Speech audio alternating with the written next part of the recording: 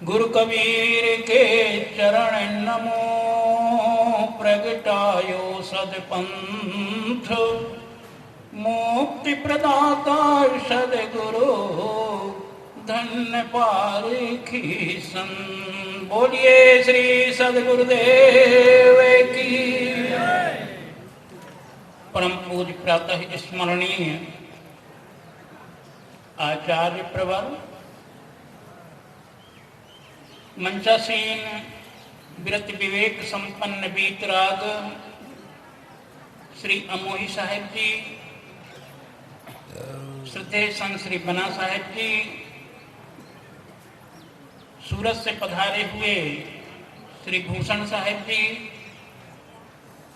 नेपाल काठमांडू से पधारे हुए संत श्री सुख साहेब जी एवं मंचासीन मुद मंगलमयी संत समाज, आदरणीय सज्जनों, श्रद्धा मूर्ति माताएं एवं बहनें, और लोगों ने हमें भय या लालच दिया और भय या लालच में हमको फंसाया गया। सदगुरु कबीर एक ऐसे महापुरुष हुए जिन्होंने निर्भय किया, और मैंने आप लोगों के समक्ष कल निवेदन किया था, स्वर्ग का प्रलोभन दिया गया और स्वर्ग माना कहा गया। ये भी एक काल्पनिक स्थिति थी। गीता अध्याय के 9 में 21वां श्लोक में बतलाया गया, स्वर्गस्थितानाम मिहजीव लोके, नहीं माफ करेंगे, तेतम भुक्त्वा स्वर्गलोकम विशालम छिन्ने पुण्य मृतलोकम विसंति एवं त्रयी धर्म मनो प्रपन्ना गता गतम काम कामा लभन्ते। श्री कृष्ण जी अर्जुन से कहते हैं स्वर्गलोक है। मैं कल से ही आप लोगों को जोड़ना चाहूंगा, जहां से मैं कल चला था उसके आगे आप लोगों को जोड़ूं। किस प्रकार से हमें प्रलोभन दिया गया है, लेकिन वहां पर भी स्पष्ट बता दिया गया है, जब तक तुम्हारे पुण्य अर्जित हैं तब तक ही आप स्वर्गलोक में रहोगे। पुण्य समाप्त होने के पश्चात पुनः मृत्यु लोक में ढकेल दिया जाएगा। एक कवि जंगल से निकला, बसंत ऋतु का अंतिम चरण था, पलाश के फूल खिलकर के नीचे जमीन में गिरे पड़े हुए थे। कवि का हृदय तो कविता मई होता ही है, इसलिए कवि ने कहा, जब तुम्हारी ही ये गति है ये सूखे सुमन, कौन पूछेगा भला हम मनुज निहसार को। ये सुमन जब तुम्हारी ये गति है तो हम जैसे निसार मनुष्य को कौन पूछेगा। प्रिय बंधुओं, हमें प्रलोभन में फंसाया गया। मैंने कल बताया था कि जिन व्यक्तियों में 4 लक्षण हैं वो आज ही स्वर्ग में हैं। कल नरक की आशा क्यों? जो आज स्वर्ग में वो कल कैसे नरक में जा सकेगा। लेकिन जिनके हृदय में आज ही नरक बसा हुआ है वो कल स्वर्ग को भी प्राप्त नहीं कर सकता। तो कल मैंने निवेदन किया था स्वर्ग के लक्षण के। मैं निवेदन करना चाहूंगा, नरक क्या है। मानसकार की चौपाई कल मैंने बताया था, गोस्वामी जी मानस में लिखा है, नरक सुकोन घोर निज देही। ये शरीर ही नरक है। लेकिन दूसरी तरफ नीतिकारों ने कहा, अत्यंत कोपः कटुका जवानी दरिद्रता च स्वजने सुबैरम नीच प्रसंगः कुलहीन सेवा चिन्हानि देहि नरकस्थितानाम। जिनके जीवन में ये 10 लक्षण घटित हों वो आज ही नरक में हैं। समझ लीजिए आप कि हम कितनी देर नरक में हैं और कितनी देर स्वर्ग में हैं, आप स्वयं ही इसका निर्णय ले सकते हैं, किसी दूसरे से पूछने की आवश्यकता नहीं है। इसमें एक छोटी सी कहानी आप लोगों ने कई बार सुना होगा, उसे भी सामने रख दूं। एक बूढ़ी मां थी, किसी गांव के निकट रहा करती थी। शमशान की रास्ता उसके मकान के निकट से हुआ करता। जब किसी व्यक्ति की अर्थी वहां से निकलती तो मां कहती थी यह व्यक्ति स्वर्ग गया, किसी को कहा करती ये नरक गया। लोगों में आपस में चर्चा हुई, इस बुढ़िया के पास में कौन सा थर्मामीटर है जिस थर्मामीटर से ये माप लेती है और माप करके बताती है स्वर्ग गया ये नरक गया। चर्चा चलती रही। कुछ लोगों ने साहस किया तो फिर क्यों ना हो उस माता के पास में चल के पूछ लिया जाए कि उसके पास है कौन सा थर्मामीटर। कुछ लोग उस बूढ़ी मां के पास में गए और कहा मां ये बताओ, जब कोई अर्थी निकलती तुम कहती ये स्वर्ग गया, कोई को कहती ये नरक गया, कौन सा थर्मामीटर तुम्हारे पास में है जिससे तुम नाप लेती हो और जान लेती हो कि ये स्वर्ग गया कि ये नरक गया। सज्जनों, उस बूढ़ी मां ने बड़ा सुंदर उत्तर दिया था। बूढ़ी मां ने कहा बेटा, ना तो मैं पढ़ी लिखी हूं और ना ही किसी थर्मामीटर का मैं नाम भी नहीं जानती। बात तो अलग है थर्मामीटर से मापने की, लेकिन मैं उस थर्मामीटर का नाम तक नहीं जानती हूं। तो कहा पहचान कैसे करती? कहा बेटा मैं बड़ी सरलता से पहचान लेती हूं। जब कोई अर्थी जाती उसके पीछे 10, 20, 50, 100 लोग जाते ही, और वो भी आपस में चर्चा करते हुए जाते हैं। तो क्यों कोई कहता है क्या कहें, ये व्यक्ति इतना भला व्यक्ति है, आज तो हमारे गांव की नाक चली गई, इतना सज्जन व्यक्ति, और दिन जीता तो बड़ा अच्छा होता। मैं समझ लेती हूं जिसके प्रति लोगों की इतनी आस्था है, इतना प्रगाढ़ प्रेम है, जिनके प्रति लोगों की इतनी शुद्ध भावना है, भला वो व्यक्ति नरक में जा भी कैसे सकता है।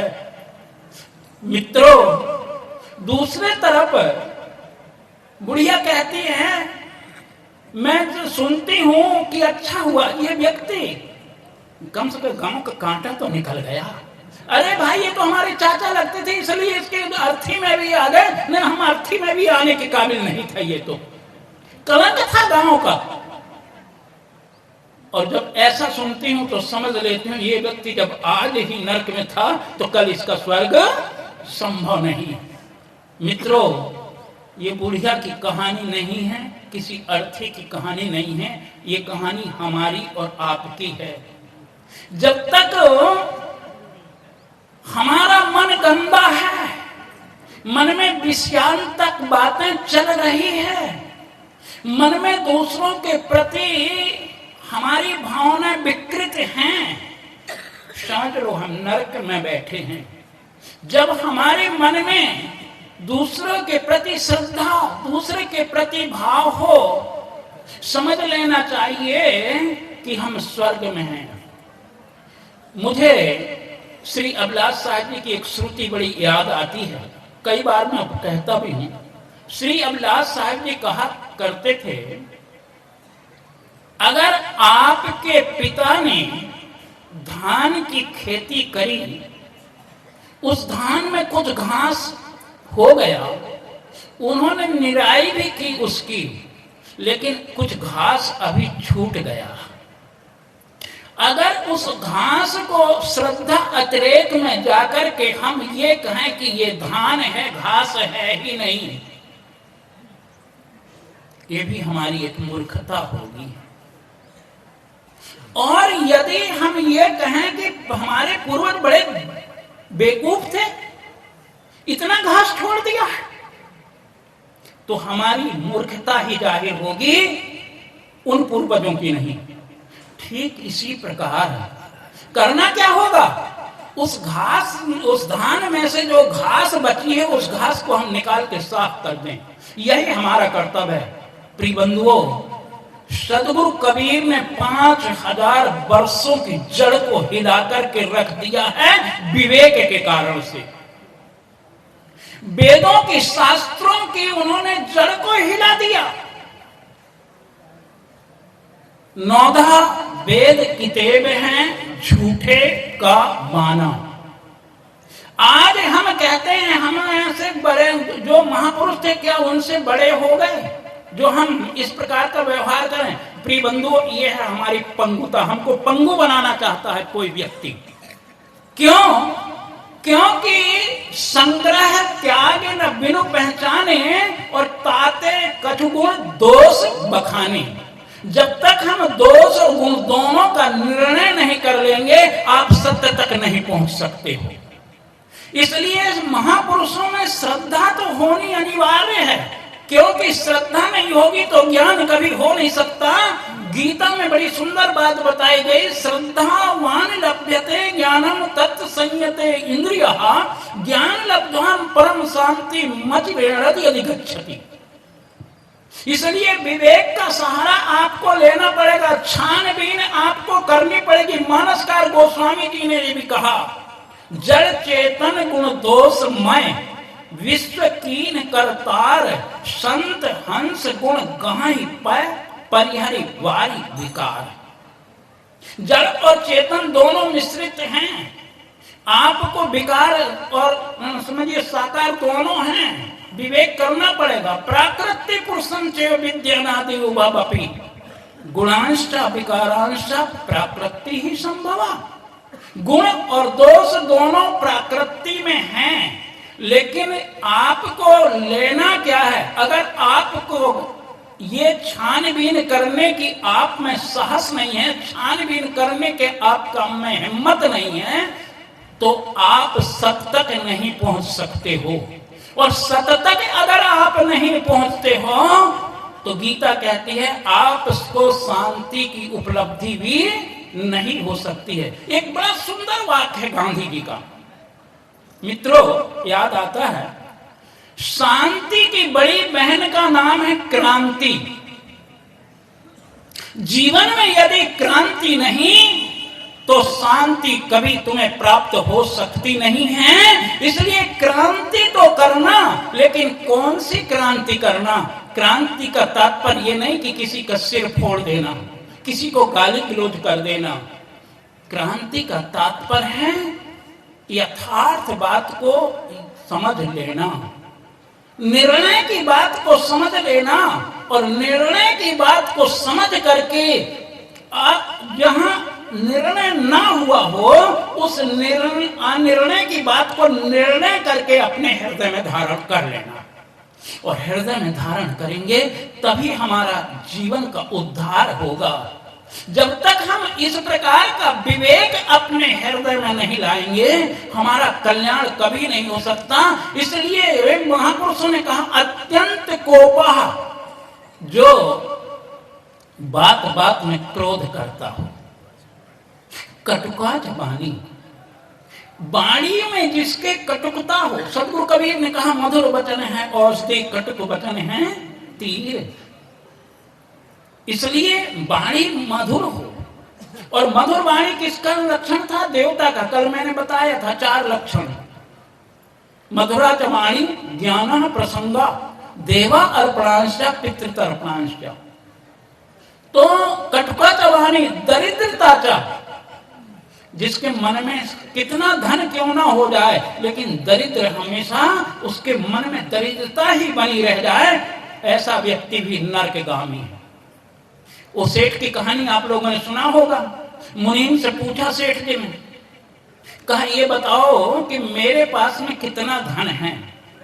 मुनीम ने गणित किया और मुनीम ने कहा, महाराज अगर 50 वर्ष की एक पीढ़ी लगा ली जाए तो ऐसे 11 पीढ़ी तक आपके लोग बैठे बैठे खाने लोग इतना धन है।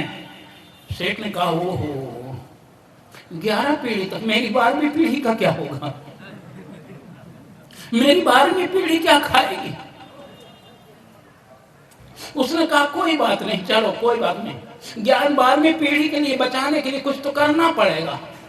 चलो एक दिन धान की भूसी जो होती है ना, वो कहा कि चलो धान की भूसी खा करके हम निर्वाह कर लेंगे तो हमारी 12वीं पीढ़ी के लिए कुछ तो हो जाएगा। और जैसे धान की भूसी उन्होंने फाका, तो आप जानते हैं धान की भूसी कैसी होती है, फंस गई गले में धान की भूसी, और फंसी ही क्या, सेठ जी के प्राणांत हो जाते हैं। दरिद्रताचा स्वजनेषु वैरम, अपने लोगों से बैर विरोध रखे। 60 में ले रहा हूं, विश्लेषण ना कर पाऊंगा, बहुत 60 में इसके शब्द अर्थ को ले रहा हूं। स्वजनेषु वैरम नीच प्रसंगः, नीचों का संग साथ करता हो, क्योंकि जैसा करे संग और वैसा लगे रंग, इसलिए नीचों का संग करें हम। शराबी कबाबी झगड़ालू ईर्षालु लोगों का संग करेंगे कैसा होगा, वैसे तो बनेंगे। आप शराबी के पास में बैठिए, पिए मत, लेकिन धीरे धीरे आप शराबी बन जाएंगे। सेंट के वाले के पास में आप बैठिए, सेंट भले ना भी खरीदे आप, लेकिन सुगंध आपको मिल जाएगी। ठीक इसी प्रकार कुसंगत और सत्संग का प्रभाव हमारे जीवन में पड़ता है, और वही कुसंग और सत्संग ही दूसरे शब्दों में कहें तो स्वर्ग और नरक है। इसके अलावा कोई दूसरा स्वर्ग और नरक दुनिया में है ही नहीं। जिसे लोगों ने हमें भय दिया, नरक का भय दिया और स्वर्ग का प्रलोभन दिया। इसलिए मित्रों, बड़े सौभाग्य की बात है, आज हमें मनुष्य का शरीर मिला है। और मनुष्य का शरीर क्यों मिला है? मननति मनुष्य, जो मनन करता हो, विचार करता हो, वो मनुष्य है। इसलिए हमें विचार करना है, और विचार करेंगे तो ही हजारों रोगों की एक दवा सदगुरु कबीर ने कही, करहु विचार तो सब दुख जाए। अगर विचार करोगे सारे दुखों का अंत हो जाएगा, लेकिन हम विचार नहीं कर पाते हैं, इसलिए हमारे जीवन में दुख है। तो सदगुरु कबीर के मूल पद था, कल मैंने उठाया था, पाप पुण्य की शंका नाही, स्वर्ग नरक नहीं जाही। मुझे पाप पुण्य की शंका नहीं है, स्वर्ग नरक में कभी जा नहीं सकता हूं। इसलिए और लोगों ने भय या प्रलोभन दिया, लेकिन सदगुरु कबीर एक ऐसे दुनिया में महापुरुष हुए हैं जिन्होंने निर्भय पद दिया है, अभय पद दिया है, और बिना अभय पद का आपका कल्याण होना संभव नहीं है। इसलिए साहेब कबीर अभय पद दाता सदगुरु पूरण साहेब कहते हैं। सदगुरु कबीर अभय पद को देने वाले हैं। इसलिए हम सदगुरु कबीर की वाणियों को आत्मसात करें, तभी हमारा जीवन सुलभ और साकार जीवन होगा। इसी शब्दों के साथ में वाणी को विराम। बोलिए श्री सदगुरुदेव की।